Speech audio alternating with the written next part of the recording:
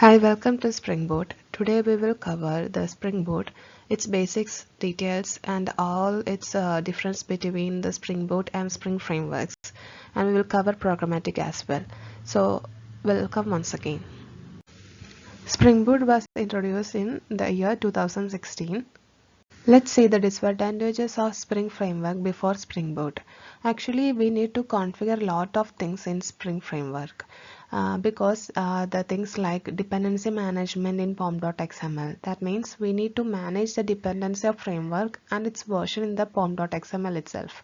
So it is very difficult to keep all dependencies manually, right? Whereas in the case of Spring Boot, there is a Spring Starter project. So with help of that, it is very easy to manage the dependency in Spring Boot.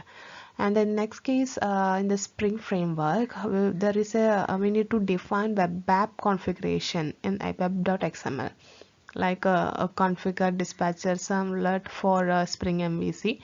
These are some examples, like we need to configure. There is no auto configuration facilities available in Spring framework. And the third case is manage Spring beans in context.xml. We need to manage each beans in the context.xml. That is little bit time consuming process as well.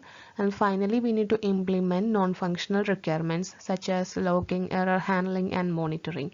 Where in the case of Spring Boot, we can overcome these all disadvantages. Okay, so we will cover in the upcoming slides. Let's see. Let's start by creating a Spring Boot project. So for that, first we need to get a sample project, Spring Boot project.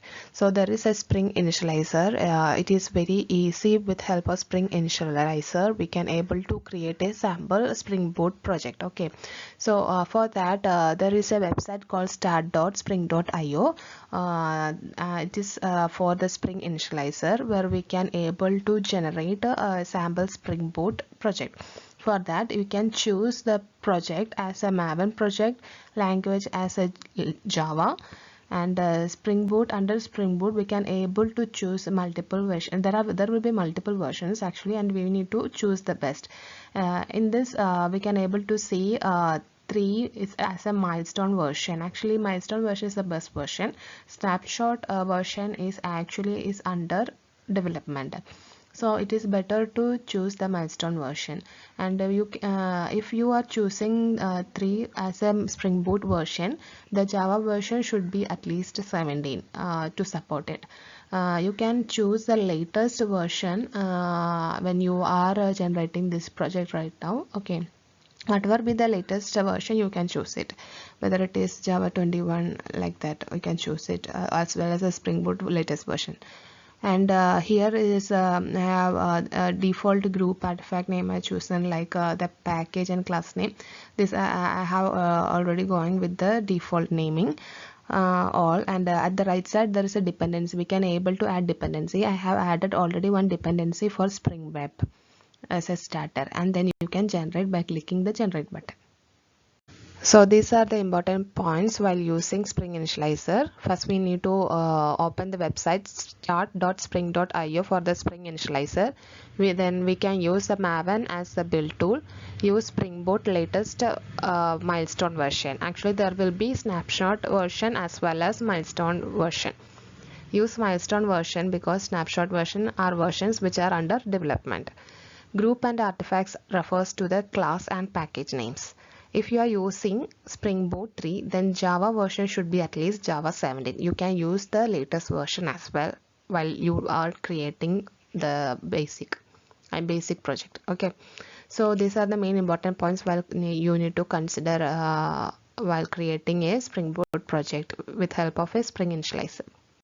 Once you generate the configured Spring Boot project by clicking the generate button at the Spring Initializer, then you can create a convenient workspace in a particular maybe most probably in T drive or wherever be the convenient place. You can create a workspace first, and workspace means create a folder for the workspace. Okay, and within the folder you can unzip the configured downloaded we have already created one Spring Boot project with help of Spring Initializer, right? Because actually once we generate the configured Spring Boot project, we will be able to download a zip format file. You can unzip it in this creator workspace and import it into your IDE, whatever be, whether it is IntelliJ IDE or Eclipse. So import it into your IDE.